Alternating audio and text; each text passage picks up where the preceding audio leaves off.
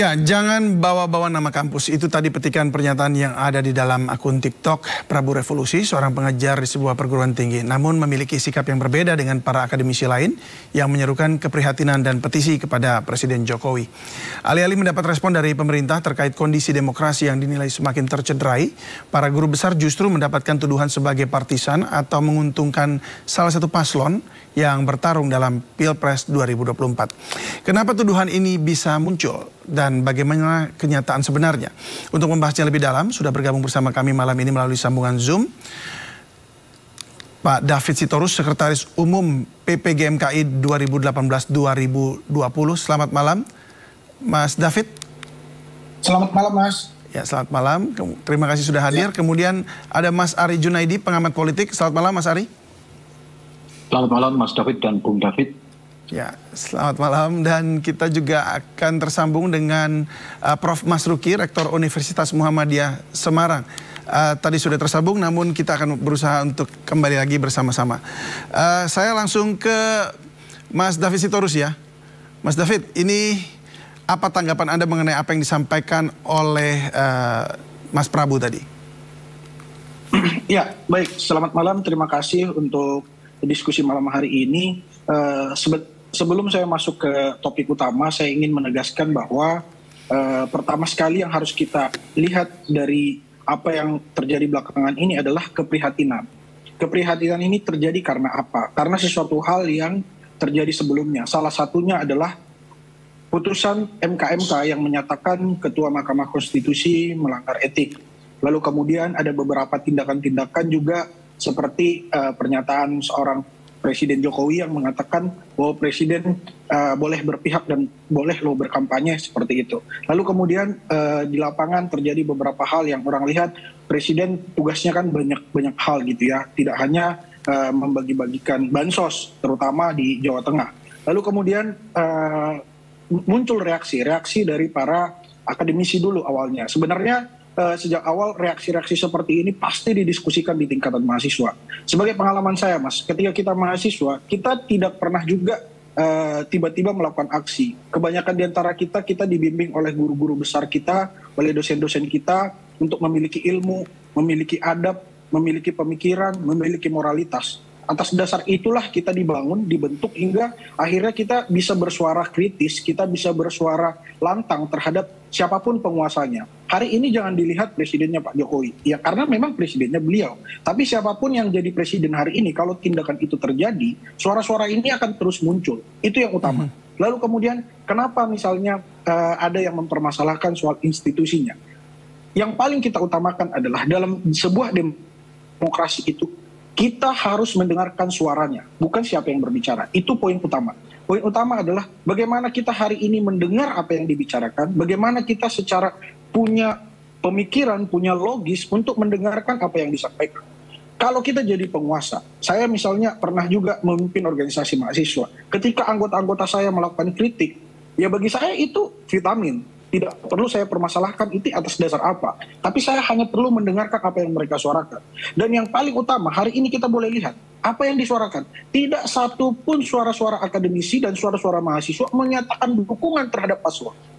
Tapi mereka menyatakan dukungan terhadap Republik Indonesia yang lebih baik.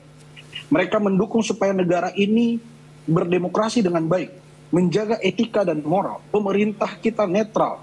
Tidak berpihak. Dan anti terhadap KKN yang dulu kita perjuangkan sejak era reformasi. Nah, ini yang utama. Kalau suara-suara ini kita dengar, harusnya kita berpikir bahwa apa yang disuarakan bukan siapa yang bersuara. Lalu kalau misalnya sampai ke perihal siapa misalnya yang dikatakan kelompok partisan. Kalau saya lihat, Prabu Revolusi sebenarnya, dia ini siapa? Dari awalnya sebagai seorang tim ses di paslon 03, lalu kemudian berpindah kepada tim ses di 02. Yang partisan siapa? Yang partisan dia. Lalu kalau misalnya saya masuk lebih dalam, ada juga Pak Bahlil misalnya, atau Erick Thohir, atau Mas Lutfi yang mantan Menteri Perdagangan. Mereka ini semua kandidat, mereka ini salah satu tim kampanye, lalu menyatakan para akademisi ini partisan. Mereka sebenarnya yang partisan. Jadi sebenarnya salah kalau menilai akademisi ini partisan, karena mereka tidak masuk dalam paslon. Mereka juga hari ini tidak punya calon. Tidak ada anak mereka yang jadi kandidat sekarang, calon presiden. Tidak ada paman mereka yang jadi calon presiden hari ini. Jadi itu yang harus dilihat. Posisi mereka sudah jelas sebagai seorang akademisi menyampaikan hal-hal yang perlu diketahui masyarakat sebagai tindakan korektif. Itu yang paling utama. Baik. Dan mereka tidaklah partisan. Mas David. Baik, kita sekarang sudah tersambung dengan Prof. Masruki, Rektor Universitas Muhammadiyah Semarang. Selamat malam, Prof. Ya, selamat malam. Saya mohon maaf ini. Ya, tadi sempat terputus. Jadi kita live by phone ini ya, Prof ya? Iya, oke. Baik, Prof. Tadi sempat ada tayangan, kami sempat sampaikan melalui siaran tadi mengenai bahwa ada pernyataan dari Prabu Revolusi bahwa aksi para akademisi ini mengkritisi pemerintah ini merupakan aksi partisan. Apakah Anda memang partisan atau bagaimana? Iya. Pertama begini, saya melihat kalau suara para guru besar dari kampus-kampus itu berangkat dari hati nurani, ya, semata-mata untuk perbaikan bangsa dan negara. Jadi berangkat dari hati nurani jauh sekali dari partisan. Nyatanya di kampus yang itu juga ada yang 01, ada 02, 03. Mereka juga berkumpul bareng. Jadi saya tidak setuju kalau itu sebagai partisan, tapi dari hati nurani. Nah, oleh karena itu sebenarnya yang penting pihak tertentu mestinya, khususnya pihak istana ya, itu merumuskan ya masukan-masukan dari kampus itu untuk kemudian disampaikan kepada Bapak Presiden, ya, bahwa ada suara-suara itu dijadikan pertimbangan gitu.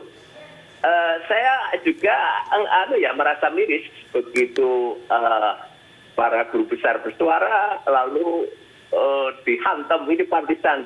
Ini kan menjadikan suasana kurang kondusif ya.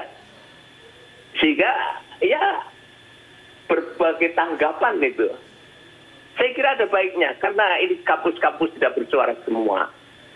Dan mereka tulus ya berangkat dari hati nurani. Ada baiknya dirumuskan. Kemudian butiran-butiran rumusan itu diaturkan kepada Bapak Presiden. Saya kira Bapak Presiden akan bisa menghayatilah apa yang diusulkan oleh kampus-kampus yang menyuarakan itu.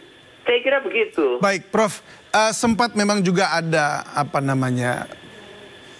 kami dengarkan ada upaya untuk pembungkaman mungkin yang juga disampaikan oleh Prof. Mahfud. Kemudian ada yang bersaksi juga bahwa ada sempat upaya didekati oleh aparat untuk melakukan sesuatu atau membuat video dan sebagainya. Apakah Anda memang termasuk yang juga didesak untuk melakukan hal tersebut? Saya diminta untuk membuat video himbauan testimoni pemilu damai ya oleh Polres Semarang. Tetapi saya katakan ke saya itu tidak ada pesanan dari polisi bahwa harus ini harus itu, tidak ada Pak.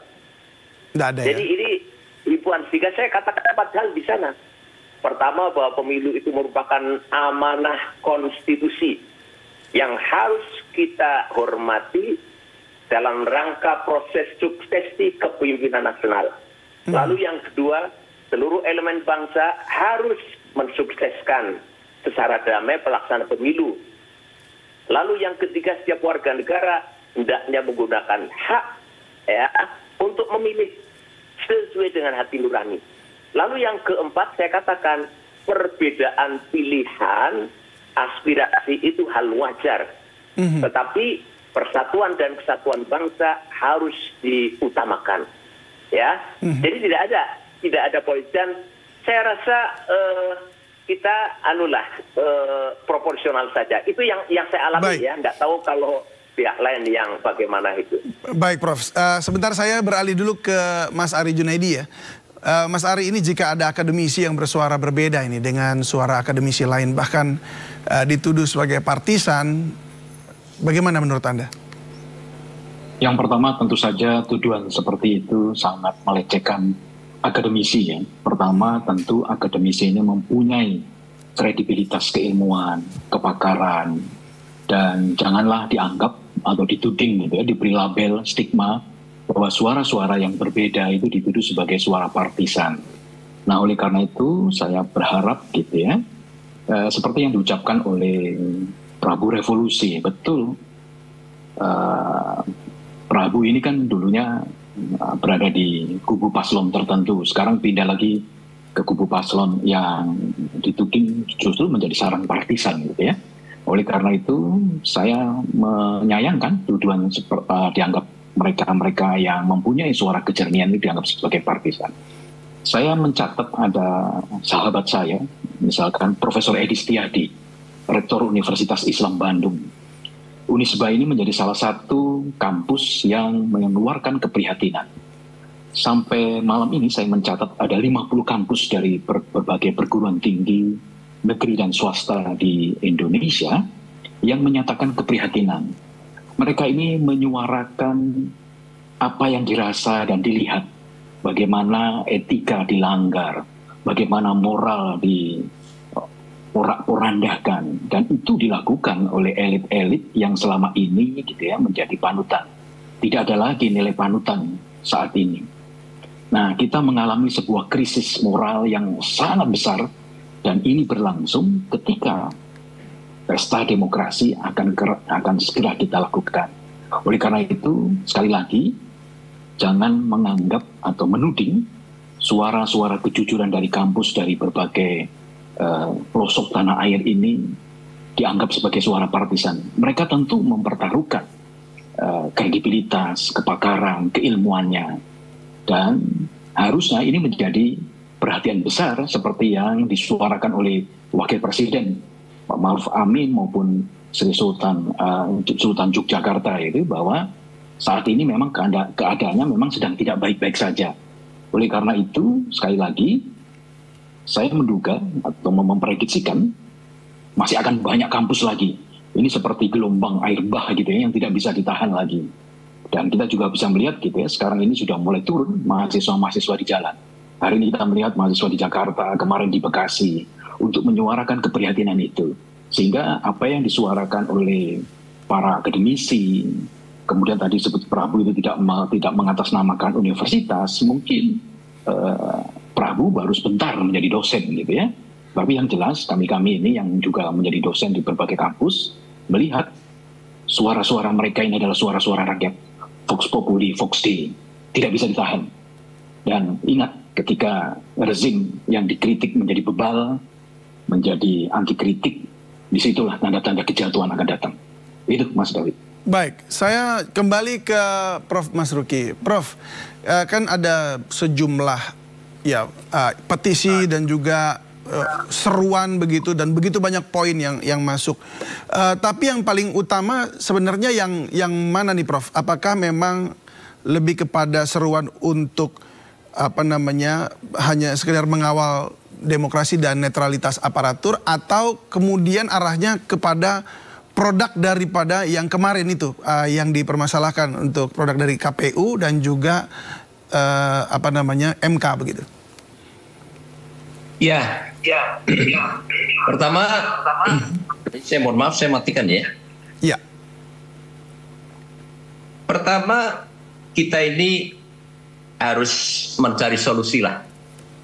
Jangan sampai dibenturkan. Polisi dibenturkan dengan kampus, jangan. Istana dibenturkan dengan para profesor, ya jangan. Semuanya merupakan elemen-elemen penting kehidupan berbangsa dan bernegara. Ketika ada perbedaan-perbedaan, hendaknya kita cari titik temu. Dan hendaknya semua itu harus disadari oleh kita semua, termasuk adalah oleh para penyelenggara negara, oleh pemerintah. Yang penting adalah titik temu. Jadi jangan sampai perang di media lalu saling menyalahkan. Yang saya miris itu tadi misalnya polisi dibenturkan dengan kampus, wah itu sesuatu yang tidak patut. Nah, saya rasa parameternya kan jelas bahwa suara-suara itu adalah bagaimana kita hidup bernegara secara konstitusional. Bagaimana nilai-nilai konstitusi junjung tinggi di dalam praktek ketatanegaraan secara umum itu kan begitu, termasuk adalah pemilu. Suara-suara profesor saya kira, suara-suara kampus ini tidak hanya kali ini saja muncul ke permukaan ya, ketika akan kita melaksanakan pemilu 14 Februari, Tetapi ketika ada sesuatu yang perlu diluruskan, perlu diarahkan, itu muncul suara-suara kampus. Dan saya katakan tadi, saya setuju dengan Pak Ari ya, bahwa suara kampus itu tulus, yang berlatar belakang kepakaran masing-masing, yang berlatar belakang keilmuan masing-masing. Mereka itu tulus untuk menyuarakan kepentingan bangsa dan negara. Jadi parameternya adalah konstitusi. Bagaimana konstitusi itu dijunjung tinggi, sudah tentu dengan instrumen regulasi yang ada di dalamnya, termasuk adalah pemilu. Begitu. Baik, jadi artinya pemilu ini memang baik itu pesertanya maupun juga proses kampanye dan semuanya ini harus sesuai dengan konstitusi. Begitu maksudnya ya, benang merahnya seperti itu ya? Ya. Saya mau konfirmasi aja lagi. Oke, baik. Saya ke Mas David. Mas David, ini kan kalau dari Anda tadi mengatakan bahwa ini juga gerakan-gerakan dari kampus, juga ini murni dan tidak ditunggangi oleh siapapun. Ya, lalu kemudian hari ini ya, mungkin salah satu yang diminta adalah jangan mempolitisi bansos, kemudian jangan juga presiden juga harus netral begitu ya, tidak ikut berkampanye. Dan hari ini dijawab sama Pak Presiden Jokowi untuk dua hal tersebut. Tanggapan Anda kira-kira seperti apa? Apakah itu sudah memenuhi rasa keadilan begitu? Ya, hari ini ada tanggapan dari Presiden setelah didesak bahwa apakah akan berkampanye nanti jelang hari-hari terakhir kampanye, dan beliau menyampaikan di hadapan media bahwa tidak akan ikut berkampanye. Saya pikir ini penting untuk dicatat, untuk kita pegang. Karena apa? Karena sebenarnya begini Mas, banyak hal yang Presiden sudah sampaikan tapi yang terjadi justru sebaliknya. Nah inilah sebenarnya yang membuat apa yang kampus-kampus harus suarakan. Kenapa kampus-kampus harus bersuara? Biasanya ini kan saya sewaktu mahasiswa banyak berdiskusi dengan dosen-dosen di kampus saya, para guru besar. Mereka ini kan sebenarnya mereka biasanya kita sebut bersemedi. Biasanya mereka bersemedi, meneliti, mengajar. Jarang sekali mereka keluar dari pertapaannya. Kalau sampai mereka keluar dari pertapaannya, berarti ada sesuatu hal yang sangat besar. Ada sesuatu hal yang sangat perlu untuk mereka sampaikan. Nah hari ini sampai 50-an kampus bersuara, berarti itu udah sangat penting sekali untuk diingatkan. Karena apa? Karena keinginan mereka menjaga negara ini, menjaga apa yang penting supaya negara ini tetap berjalan dengan baik, dan supaya cita-cita negara tetap tercapai. Lalu kemudian setelah suara-suara ini muncul, tanggapan soal tidak ikut berkampanye yang disampaikan oleh Presiden, kita mengapresiasi. Tapi kembali lagi, catatan saya karena kita sudah mengikuti apa yang dilakukan oleh Presiden Jokowi sejak 2014 sampai hari ini, banyak sekali yang beliau sudah sampaikan hari ini, lalu kemudian yang dilakukan berbeda. Nah inilah yang kenapa kita harus terus kawal. Dan akhirnya apa? Baik, mungkin contohnya barangkali Mas David. Gitu. Mungkin boleh contohnya. Ya, kalau misalnya banyak hal misalnya di hadapan media, apakah Mas Gibran akan maju? Oh enggak lah, umur belum cukup, terus lalu misalnya masih 2 tahun menjabat, seperti itu, lalu akhirnya maju juga. Lalu banyak hal yang sebenarnya yang perlu untuk terus dikawal, seperti yang awal, semua harus netral, pemerintah pusat sampai daerah, pejabat, TNI, Polri, kepala desa, segala macam. Lalu kemudian tiba-tiba ada statement, boleh lo berkampanye, boleh lo berpihak. Ini kan sebenarnya statement yang bertentangan. Lalu membuat kebingungan di tengah-tengah masyarakat hingga akhirnya para akademisi ini bersuara. Nah itu kira-kira contoh-contoh yang terjadi. Nah untuk itulah sebenarnya statement hari ini kita apresiasi, tapi walaupun seperti itu kita harus terus kawal. Kita harus terus kawal supaya negara ini berjalan dengan baik. Presiden kita adalah presiden semua orang, semua kelompok, semua paslon, tidak ada dalam salah satu paslon saja, seperti itu. Seperti apa cara mengawalnya? Ya kita lihat ke depannya, apakah misalnya Pak Presiden akan ikut berkampanye atau ikut menyatakan seperti misalnya dukungan sampai beberapa hari, sampai tanggal 10 nanti. Ya kalau itu terjadi, saya pikir tidak hanya menyuarakan, para akademisi ini bisa saja turun ke jalan, Mas. Apakah para akademisi itu cukup atau perlu yang lain untuk juga ikut menyuarakan? Atau mungkin barangkali sudah ada gerakan yang lain untuk menyuarakan hal ini? Kalau yang menyuarakan sudah banyak sekali saya lihat, Mas. Termasuk tidak hanya akademisi dari universitas-universitas umum, sampai dengan sekolah tinggi teologi juga banyak para para pakar filsafat juga. Lalu kemudian hari ini mahasiswa sudah turun ke jalan lagi. Nah, ini sebenarnya sudah gelombang yang cukup besar, gelombang yang besar untuk mengarah kemana? Mengarah ke peringatan, mengingatkan pemerintah kita supaya tetap menjalankan tugas dan fungsinya dengan baik. Dan ini pasti akan menggelinding, masyarakat akan mengerti, masyarakat juga banyak yang paham. Lalu kalau misalnya seperti yang disampaikan tadi, lalu bagaimana dengan guru-guru besar atau dosen-dosen lain yang sampai hari ini tidak ikut bersuara? Nah, kebanyakan sebenarnya sampai hari ini tidak ada guru-guru besar ini yang tidak kelompok partisan yang menentang apa yang disuarakan para guru besar ini. Nah, ini sebenarnya kalau dalam bahasa kita, dalam kelompok mahasiswa atau dalam berdemokrasi, ini adalah silent majority. Mereka justru sebenarnya sangat setuju dengan pernyataan ini. Buktinya, beberapa universitas yang dihubungi untuk menyatakan dukungan, itu tidak mau menyatakan dukungan. Kenapa? Karena suara hati kecil mereka mengatakan bahwa yang disuarakan ini benar. Dan mereka bukan kelompok partisan. Nah, tidak ada salah satu pun saat ini yang bukan kelompok partisan lalu membantah apa yang disuarakan ini. Itu harus kita catat. Artinya yang disuarakan oleh para akademisi ini sebagai kelompok non partisan adalah suara-suara yang benar, suara-suara yang tulus. Baik. Dan ini akan menggelinding dan diterima oleh semua masyarakat. Tidak ada satupun kelompok non partisan yang membantahnya. Baik, dan biasanya kita menyebut ini mereka setuju. Artinya mereka silent majority terhadap apa yang disampaikan ini. Oke, baik.